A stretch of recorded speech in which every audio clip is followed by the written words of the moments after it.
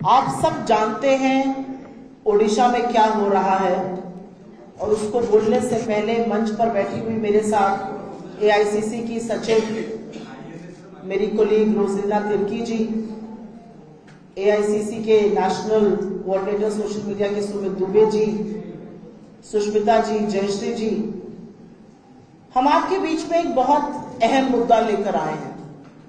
लेकिन आंकड़ा देना, तथ्य बताना, ये एक तरफ है। ये शायद इस प्रदेश की ही नहीं, इस देश की एक बहुत बड़ी ह्यूमन ट्रेजेडी हो रही है और इसके बारे में चर्चा नहीं है। नेशनल मीडिया अनभिज्ञ है और इसके बारे में लोकल मीडिया में भी चर्चा थमी हुई है। मैं कुछ जगहों के नाम आपके सामने रखूंगी और उसके बाद अपनी बात करूंगी। मेरा अनुरोध है कि जो पीछे के हमारे कांग्रेस के साथी हैं और जो मीडिया के बंधु हैं, अगर थोड़ा सा धीमे बोलेंगे तो यहां पर डिस्टर्बेंस कम होगा। केंद्रपाड़ा डिस्ट्रिक्ट में 12वीं क्लास की एक लड़की आत्महत्या कर लेती है, उसके साथ एग्जामिनर ने जोर जबरदस्ती की थी। कोरापुट डिस्ट्रिक्ट के लक्ष्मीपुर में एक माइनर लड़की के साथ रेप हो जाता है। बरी में क्लास 6 की बच्ची प्रेग्नेंट है।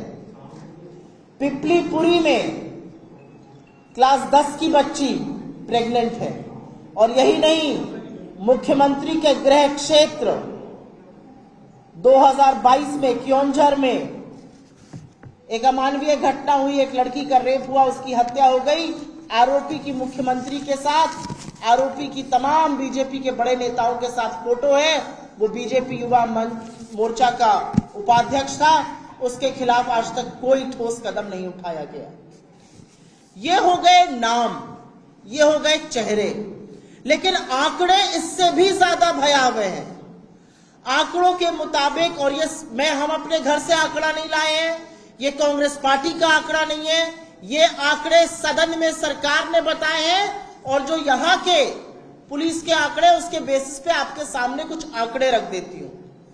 करीब 44,000 जिसमें से कि 36,422 महिलाएं हैं, 8,403 बच्चे हैं। 44,000 महिलाएं और बच्चे ओडिशा में गायब हैं। इस देश में रोज 39 महिलाएं गायब होती हैं, जिसमें से 13 अकेले ओडिशा में हो रही हैं।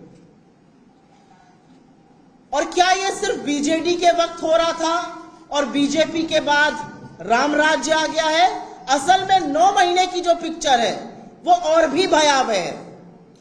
9 महीने की पिक्चर में 20,000 से ज्यादा महिलाएं गायब हुई हैं, 1600 से ज्यादा अपराध हुए हैं महिलाओं के खिलाफ, 60 से ज्यादा गैंगरेप हुए हैं। और क्राइम अगेंस्ट वुमेन में एनसीआरबी का डेटा है कि ओडिशा इस देश में नंबर 4 पर है। और ये वो मामले हैं जहां पर एफआईआर हुई है, जहां पर मुकदमा चल रहा है, कन्विक्शन, तमाम और मामले हैं जमा चला, ना कोई छानबीन हुई, ना सच जानने का प्रयास हुआ। तो ऐसे में कांग्रेस पार्टी को क्या करना चाहिए? इस देश की आधी आबादी, ओडिशा की आधी आबादी के खिलाफ और खास तौर से दलित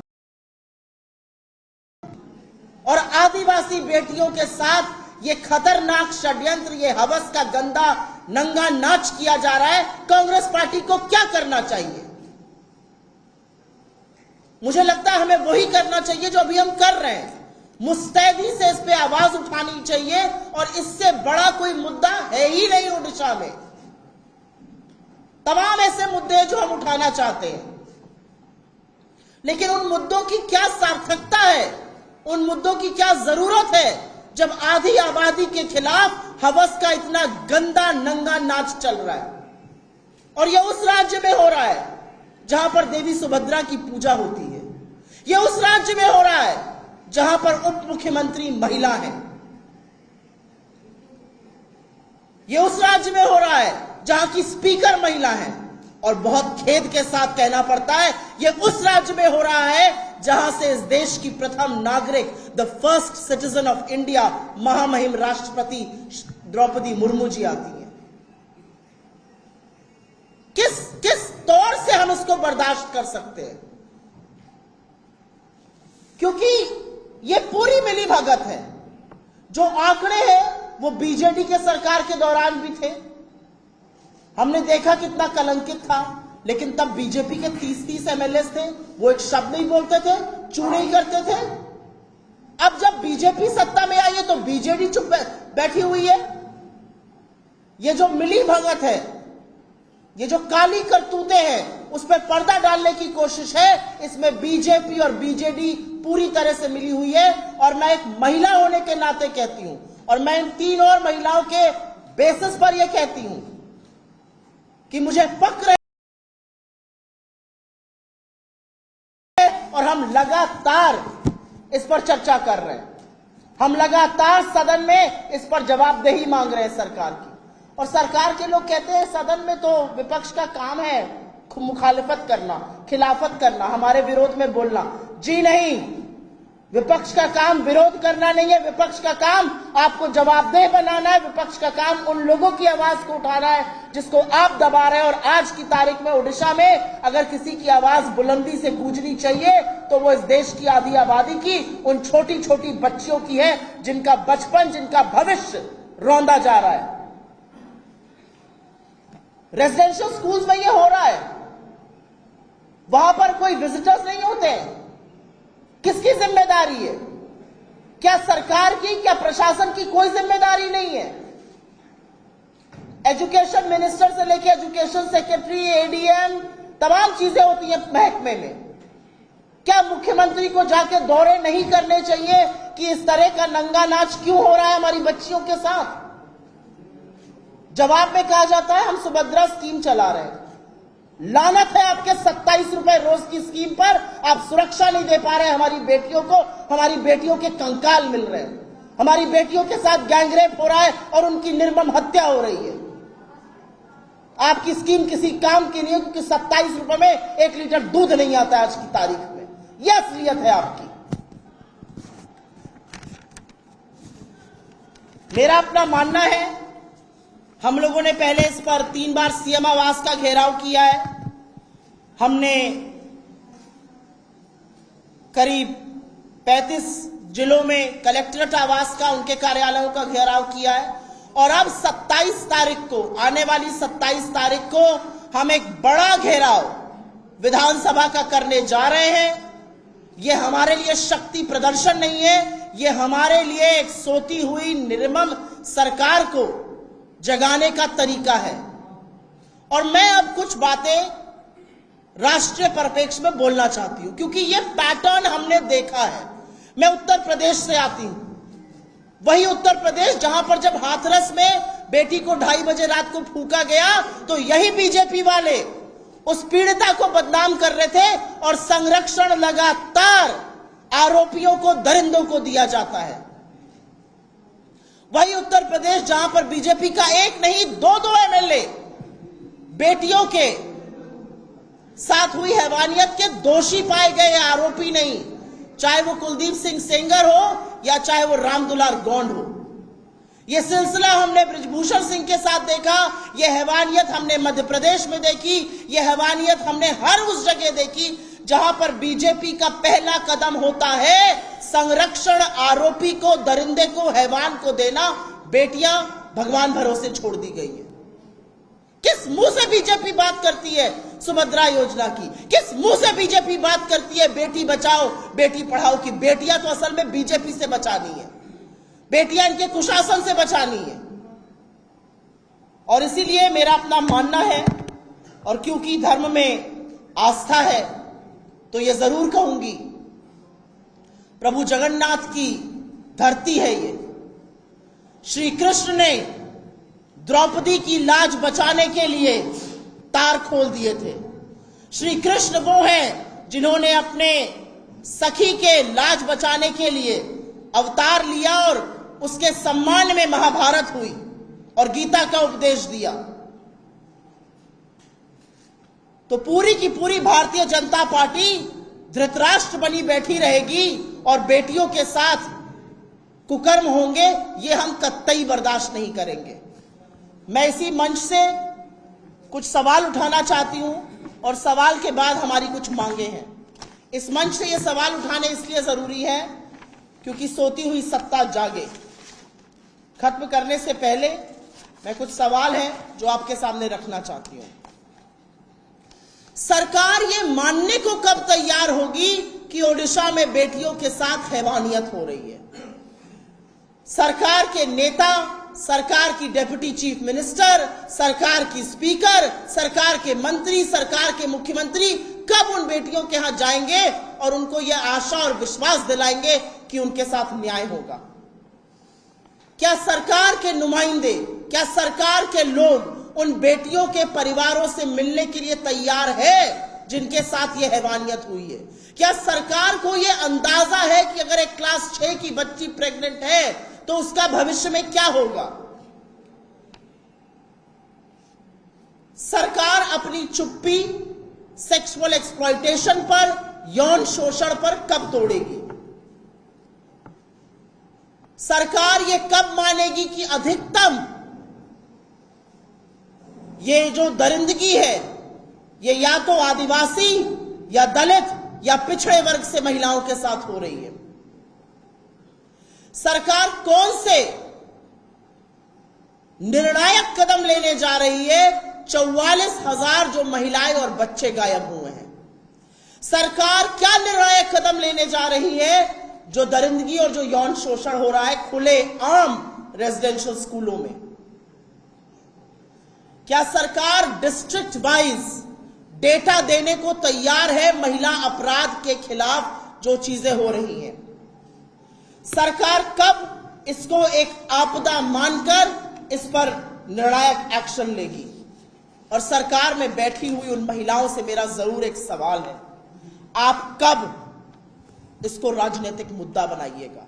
कब सत्ता की लोलुपता से हटकर अपनी चुप्पी तोड़िएगा? हमारी मांग बहुत क्लियर है और हमारी मांग है कि असेंबली, ओडिशा का जो सदन है वो इसमें सर्वदलीय समिति का गठन करे। वो सर्वदलीय समिति इस पूरे मामले की छानबीन करे, उसकी परत तक जाए और एक निर्णायक सुझाव दे कि कैसे बेटियों को सुरक्षित किया जा सकता है और जिन बेटियों के साथ ये जघन्य अपराध, ये हैवानियत हुई है, उनके लिए हम क्या कदम उठा सकते हैं? उनके भविष्य को सुरक्षित करने के लिए, उनके स्वावलंबन के लिए, उनकी सुरक्षा के लिए हम क्या कर सकते हैं? हमारी ये मांग है कि असेंबली में एक सर्वदलीय समिति का गठन हो।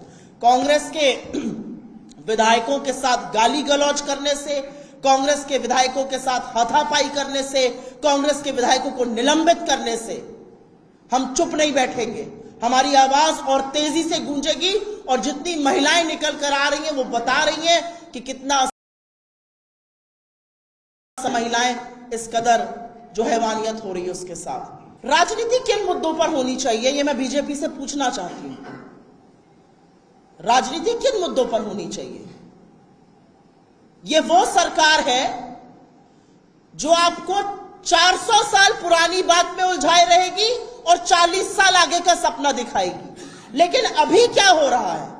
अभी क्या हमारी बेटियों के साथ हो रहा है? क्या हमारे युवाओं के साथ हो रहा है? क्या हमारे भविष्य के साथ खिलवाड़ हो रहा है? उसकी कोई चिंता नहीं है। मैं बीजेपी से पूछना चाहती हूं, राजनीति किस मुद्दे पर होनी चाहिए? हम लोग राजनीति में क्यों हैं?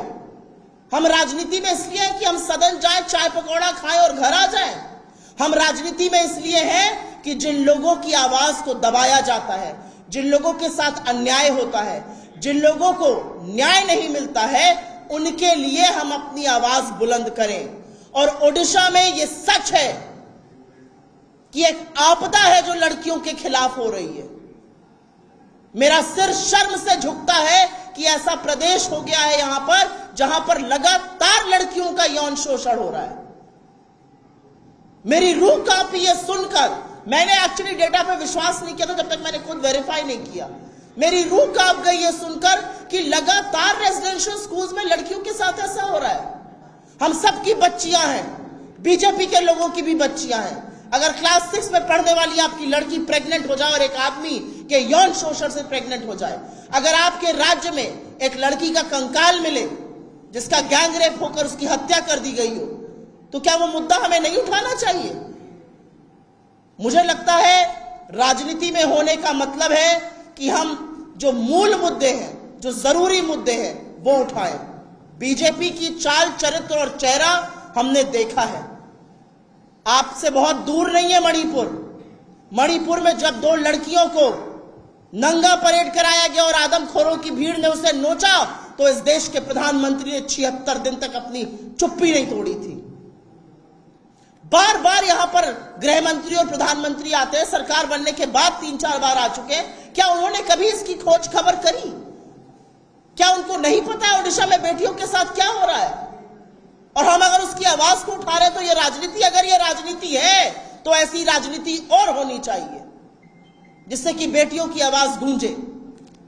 पाप तो बहुत बड़ा हुआ है। पाप बीजेपी ने भी किया है और पाप बीजेडी ने भी किया है। और मैं बता दूं क्यों किया है। जब जब बीजेपी को जरूरत पड़ती थी केंद्र में, तो उनका सबसे बड़ा संकट मोचन बनकर बीजेडी ही तैयार रहती थी। तो ये जो मिली भगत, जिसको नूरा कुश्ती हमारी तरफ कहा जाता है, ये सब समझ रहे हैं। ऐसा क्यों है कि जब बीजेडी सत्ता में थी तो बीजेपी इस मुद्दे पर चुप रही, और आज जब बीजेपी सत्ता में है तो बीजेडी चुप रही। अगर बीजेडी को इस प्रदेश की लड़कियों की फिक्र है, इस प्रदेश की अस्मिता की, महिला सुरक्षा की फिक्र है, तो उनको जरूर हमारे साथ आना चाहिए। अगर वो नहीं आते हैं तो वो खुद बता रहे हैं वो किसके साथ खड़े, वो अन्याय के साथ खड़े, वो आरोपियों के साथ खड़े, वो इस प्रदेश की बेटियों के खिलाफ खड़े हैं। आपको लग रहा है हमारे विधायक निलंबित हो रहे हैं, हमारे विधायकों के साथ हाथापाई हो रही है, बीजेपी के मंत्री हमारे विधायक का गिरेबान पकड़ के गुंडागर्दी कर रहे हैं, उनको गंदी गंदी गालियां दे रहे हैं, हम सड़क पे उधर के प्रदर्शन कर रहे हैं, हम कलेक्ट्रेट का घेराव कर रहे हैं, हम मुख्यमंत्री आवास का घेराव कर रहे हैं, हम विधानसभा घेराव करने जा रहे हैं। आपको लगता है मोहरा ऐसे बना जाता है? मेरा तो ये मुझे लगता है कि बीजेडी को शायद समझना चाहिए कि मोहरा कैसे बना जाता है। मोहरा तब बना जाता है जब देश विरोधी कानून पास करने में सबसे पहले सहयोग बीजेडी करती थी। चाहे वो कृषि कानून हो, काले कृषि कानून, चाहे वो तमाम वो कानून हो जो इस देश की आत्मा, इस देश के लोगों, इस देश के गरीबों के खिलाफ थे, उस हर कानून को पास कराने में बीजेडी ने बीजेपी की मदद की है। मुझे ऐसा लगता है कि उड़ीसा ने हमें हमारी गलती का सबक सिखाया। मुझे ऐसा लगता है जो हमारे शासनकाल में हुआ वो गलत था, लेकिन क्या उसकी वजह से अब जो गलत हो रहा है हम बोलेंगे नहीं? 44,000 महिलाओं और बच्चों का लापता होना एक बहुत बड़ी बात है। 39 महिलाएं रोज की लापता हो रही है हिंदुस्तान में, 13 उसमें से उड़ीसा में है, 1/3। तो मुझे लगता है सबसे पहले तो इस पर जागरूकता लाना, सबसे पहले जो सरकार, जो सत्ता में बैठी हुई सरकार है, उसको जगाना, उसको जवाबदेह बनाना, उससे निर्णायक और ठोस कदम उठवाना कि वो इसके बारे में क्या करेगी। मेरा अपना मानना है ये प्रादेशिक आपदा है। This is an emergency for women in this state. If we don't realise it now, it will perhaps be too late. ऐसे बहुत सारे केसेस हैं जहां पर हम गए हैं, हम परिवार से मिले हैं, हमने उनकी शिकायत दर्ज कराने में मदद करी है। ऐसे बहुत से केसेस हैं जिसमें हमने उनको हेल्प दी है, विधि की हेल्प दी है, थोड़ी आर्थिक हेल्प भी दी है कहीं कहीं। ऐसे बहुत से केसेस हैं जब हमने मदद करी है। लेकिन एक जिम्मेदार विपक्ष होने के नाते हमारा काम यह भी है कि हम इस पर जोर शोर से चर्चा करें, जिससे लोग भी जागे, जिससे लोगों को पता चले कि क्या हो रहा है।